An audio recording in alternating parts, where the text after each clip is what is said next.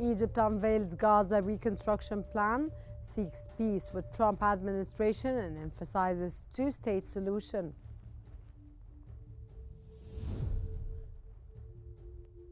Jordan and Egypt reject displacement and back the two-state solution after Jordan's King Abdullah meeting with Donald Trump.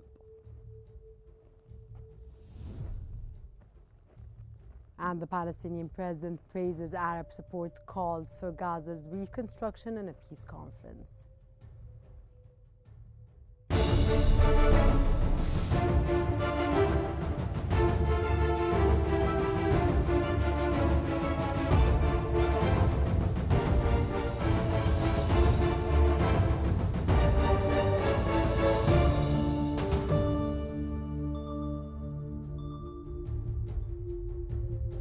It's 8 p.m. call local time and you're watching Q News.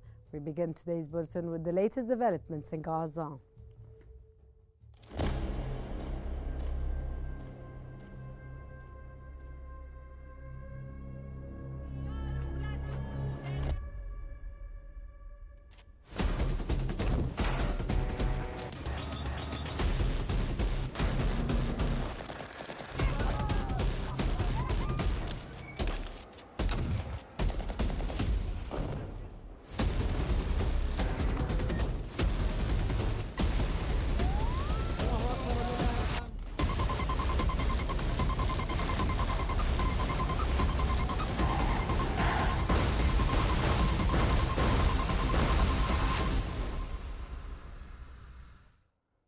During his meeting with King Abdullah II of Jordan in Washington, U.S. President Donald Trump reiterated his deadline for Hamas to release Israeli detainees by this Saturday.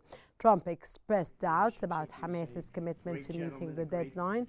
Meanwhile, King Abdullah emphasized that a pathway to peace and prosperity exists in the region, announcing that Jordan will admit 2,000 sick children from Gaza for medical treatment. Longer discussions after this, and the relationship with Jordan. Egypt has announced plans to present a comprehensive vision for the reconstruction of Gaza, one that ensures the Palestinian people remain on their land while safeguarding their legitimate rights. In a statement, the Egyptian Foreign Ministry reaffirmed its commitment to working toward lasting regional peace. It also expressed hope for cooperation with the Trump administration to achieve a just solution to the Palestinian issue. The ministry stressed that any settlement must project the gains of regional peace and the Israeli occupation and implement the two-state solution, paving the way for stability and coexistence.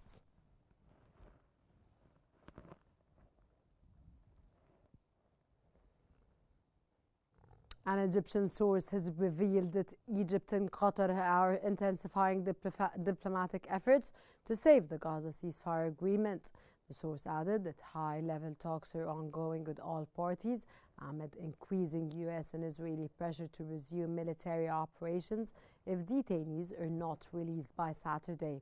The mediation efforts aim to implement the deal fairly, maintain calm, and avoid escalation.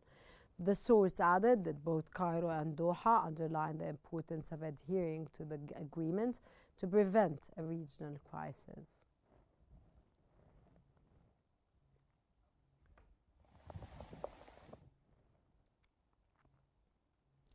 Egypt has expressed the rejection of statements made by Israeli and American officials regarding the Palestinian cause. Egyptian sources emphasize that Egypt rejects any proposal to allocate land for Gaza's residents or displace Palestinians from their land for a resettlement. The source further stated that any solution to the crisis must ensure that Gaza's residents remain on their own land.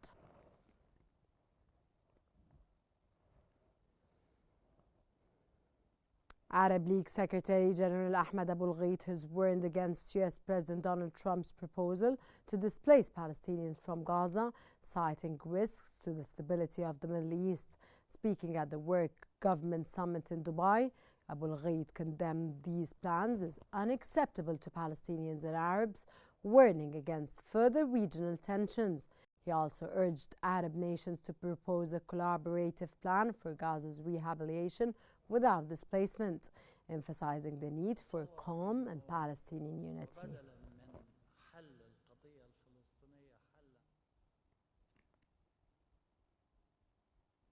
Jordanian Prime Minister Ja'far Hassan has stated that King Abdullah II reaffirmed during his meeting with US President Donald Trump that Jordan's interest and stability are paramount.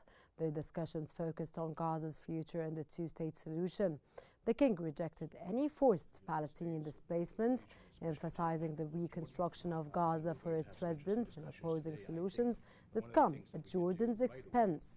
Hassan highlighted Jordan's role in unified Arab collaboration to rebuild Gaza, support Palestinian rights, and reject resettlement on displacement. I think the Egyptians to present their plan on how we can work with the president to work on Gaza challenge. We have to keep.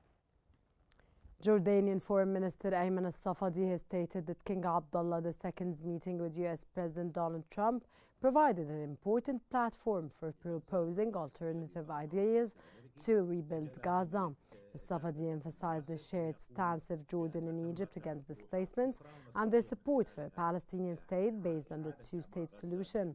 He added that Jordan had presented proposals aligned with the unified Arab stance, advocating for Palestinian rights. Upcoming Arab summits will reaffirm these principles.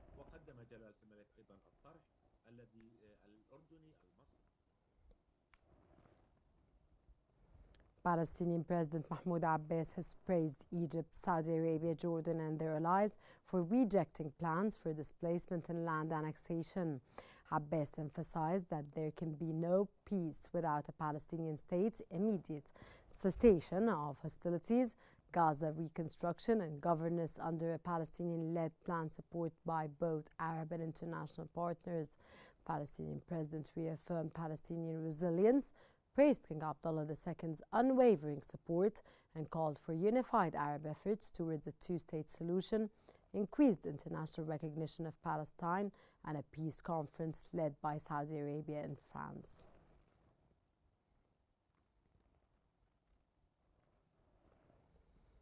A Palestinian source has stated that Egyptian and Qatari mediators are working intensively to resolve the crisis surrounding the ceasefire agreement in Gaza. This follows Israel's threat to resume fighting if Hamas fails to release detainees by the weekend. The Palestinian source added that the mediators are coordinating with the United States to ensure Israel adheres to the humanitarian terms of the ceasefire and begins negotiations for the next phase.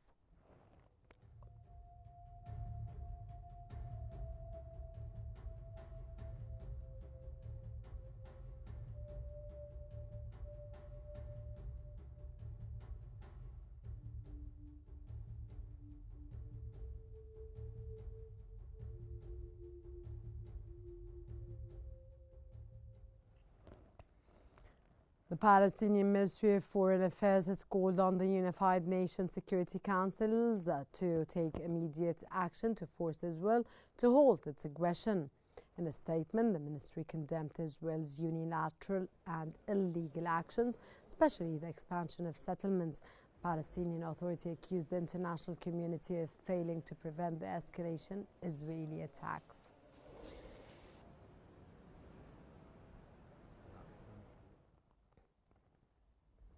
Hamas has praised Egypt and Jordan for rejecting the displacement of Palestinians and supporting a unified Arab plan to rebuild Gaza without forcing its residents to relocate.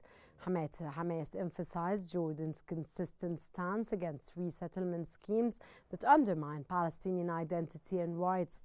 It also expressed gratitude to Arab and global allies who opposed such plans and reiterated the Palestinian people's unwavering commitment to their homeland, rejecting any solutions that compromise their legitimate rights to freedom and independence.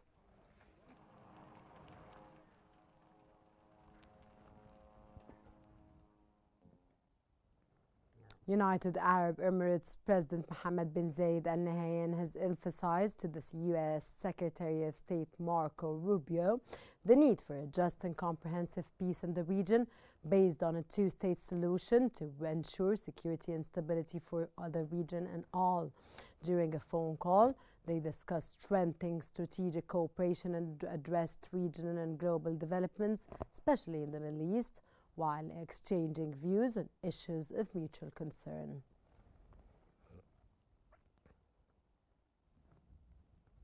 And for more analysis on the situation, we now move on to Hani Saif in our newsroom. Hani. Thank you, Rana. We are joined from Cairo by Al-Ahram Managing Editor, Mr. Mohammed Izzuddin. Mr. Izzuddin, welcome to Q News. Now, how do Egypt and Qatar's diplomatic efforts, the intensive diplomatic efforts, influence the Gaza ceasefire? And what role do you see they could play in preventing further escalation? Thank you for having me. Certainly, these are critical hours and days till Saturday. The Egyptian role in the final hours, in cooperation with the brothers from Qatar, there are intensified negotiations taking place during the next few hours. And there are Palestinian delegations that will be in Cairo, if they are not here already, to discuss the best means to not endanger the ceasefire agreement, especially after the statements released by the Israeli side. In addition to the U.S. President statements that posed a threat if the ceasefire agreement, if all hostages were not to be released by Saturday. The Palestinians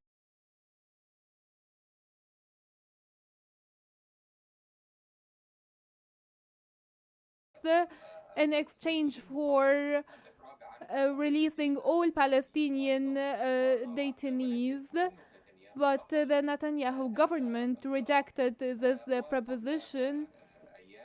And a few days ago, the U.S. President Donald Trump asked for the release of hostages at once, which contradicts with the items of the agreements agreed upon during the negotiations with the mediations of Egypt and Qatar, and the mediators from the United States, from the European Union, and from the PLO, in addition to the Palestinian resistance. They all came to an agreement to continue the ceasefire agreement. What the Palestinian resistance talked about regarding the violations of the Israeli side and the continuing bombing of certain areas, which is a violation to the ceasefire agreement. And consequently, as the resistance expressed reconsidering some things to ensure the complete compliance with the ceasefire agreement. Of course, this very tense situation during the last hours does not serve as the continuity of the ceasefire agreement, which is the desire of everyone here. In addition also to the continuing statements released by the U.S. President and the unrealistic requests that they threaten the peace process in the Middle East and also liquidating the Palestinian cause completely. The only solution is a two-state solution. Mr. Izzuddin, there's a lot of talk about the reconstruction. What are the potential long-term implications for Gaza's reconstruction if the region's residents remain on their land, as emphasized by Egypt?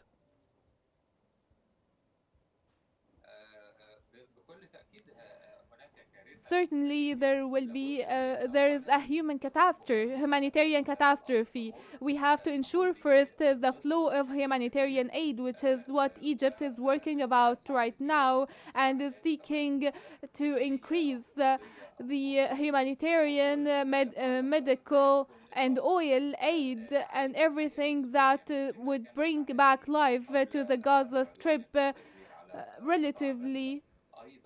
Also ensuring the streamlined flow of such humanitarian aid without any obstacles, paving the way to the UNRWA and the relief organizations to work smoothly. This is as important as the reconstruction. Palestinians are persistent to remain on their lands and they do not want to leave to any place else, and they also are willing to take part of the reconstruction phase, and they will not be relocated to any other place. If they do that, there will be no land to the Palestinians, and this will mark the end of the Palestinian cause. The reconstruction process is as important as the ceasefire agreement and the hostage exchange for the detainees, and therefore the reconstruction that will definitely require time, effort and money and funding. Egypt is leading the way in this regard, and Egypt already has a plan for the reconstruction of Gaza without moving the population outside. Yes. Well, sir, how would you assess the regional reactions to proposals for displacing Palestinians from Gaza? How could such plans affect the stability of the Middle East?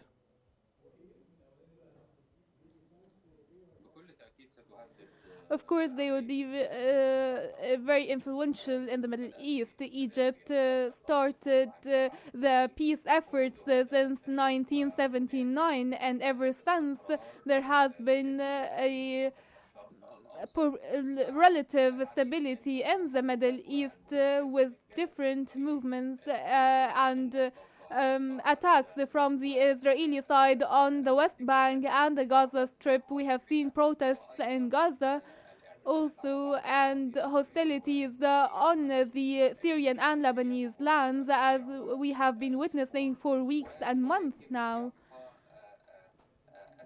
What remains is the peace. The peace is the only solution that Egypt is holding on to, as well as the reasonable side, the moderate thinking side in Israel, sponsored by the United States of America. Any attempt to change the situation in Gaza or to liquidate the Palestinian cause will reflect negatively on the entire region. All Arab nations want to establish an independent state for Palestine, which is an occupied territories, and there are international rules to be followed when handling the Palestinian cause. The population cannot be displaced or relocated from their lands under any circumstances, whether reconstructions or others. One final question, Mr. Ezzedine. Now, how do the stances of Egypt, Jordan and Qatar align regarding Gaza's future? What are the prospects for a unified Arab approach to the region's peace and stability?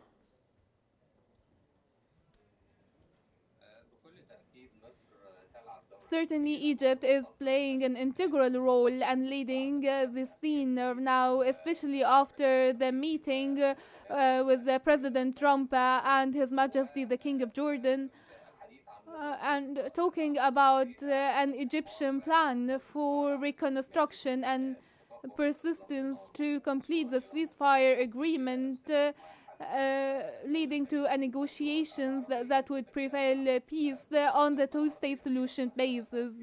All Arab leaders will convene on the 27th of February this month in Cairo. Also, the Islamic Cooperation Organization will hold a bilateral summit to discuss preserving the Palestinian cause. Egypt supports this, and there are communications between the ministers of foreign affairs on very high levels Qatar is also playing a very important role in addition to the presidency of the Arab Summit and the Secretary General of the Arab League.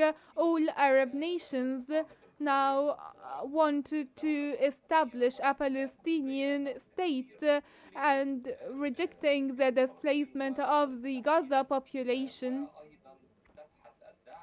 and also discussing support for reconstruction efforts, and there are plans to be unveiled during the next few days after working out the current crisis regarding the exchange of Israeli hostages and Palestinian detainees. From Cairo, that was Al-Ahram Managing Editor, Mr. Mohammed Izzeddin. Thank you very much, sir, for joining us here on Q News. Rana, back to you. We'll resume our bulletin. Thank you so much, Haney. China has strongly opposed what it called the forced displacement of Palestinians, responding to U.S. President Donald Trump's proposal to relocate residents of Gaza. Chinese Foreign Minister spokesperson emphasized that Gaza is an integral part of Palestinian territory, rejecting forced removals. Trump's plan to place Gaza under U.S. control and transform it into a Middle Eastern Riviera sparked global outrage, with Arab nations reaffirming their support for a two-state solution and an independent Palestinian state.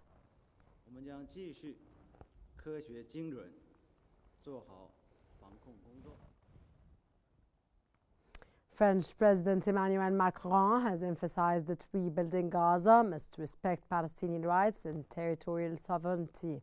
Macron stated that Gaza's residents reject relocation abroad, a position shared by regional nations. He also emphasized that no one can prevent 2 million people from returning to their cities in Gaza, as the issue is political, not a real estate matter. Macron's comments reflect growing international support for Palestinian sovereignty.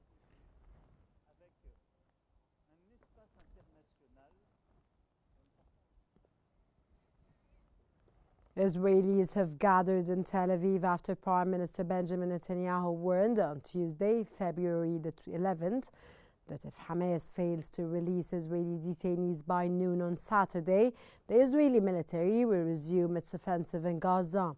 Netanyahu stated that the fragile ceasefire would end and Israel's army would resume its operations until Hamas is defeated. Hamas has begun gradually releasing detainees under the first phase of a ceasefire agreement reached last month. However, Hamas announced on Monday that it would not halt further releases, accusing Israel of violating the ceasefire terms through deadly shootings and delays in aid deliveries in Gaza.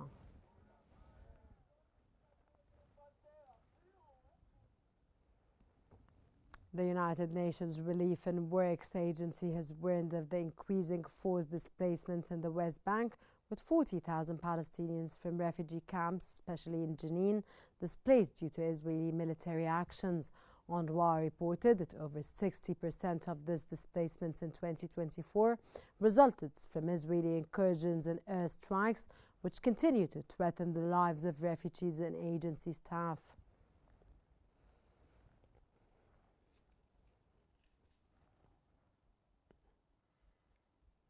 Moving on to Lebanon, and especially in Beirut, where Lebanese President Joseph Aoun has urged EU nations to pressure Israel into completing its withdrawal by February 18th deadline.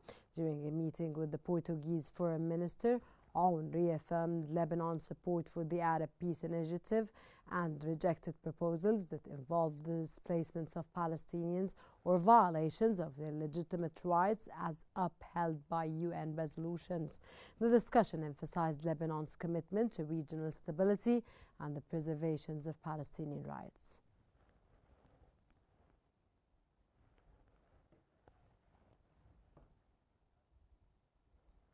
And moving on to Syria and Damascus, the Syrian presidency has formed a preparatory committee for the National Dialogue Conference, set to be officially announced today. The committee consists of 7 members, including researchers, writers, and political figures.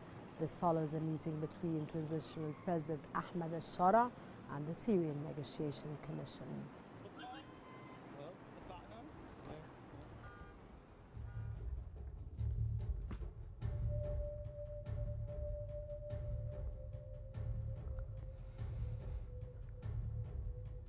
That brings us to the end of our news bulletin. Here's what we have been covering. Egypt unveils Gaza reconstruction plan, seeks peace with Trump administration, and emphasizes on two-state solution. Jordan and Egypt reject displacement and back the two-state solution after Jordan's King Abdullah meeting with Donald Trump. And the Palestinian president praises Arab support, calls for Gaza's reconstruction and a peace conference.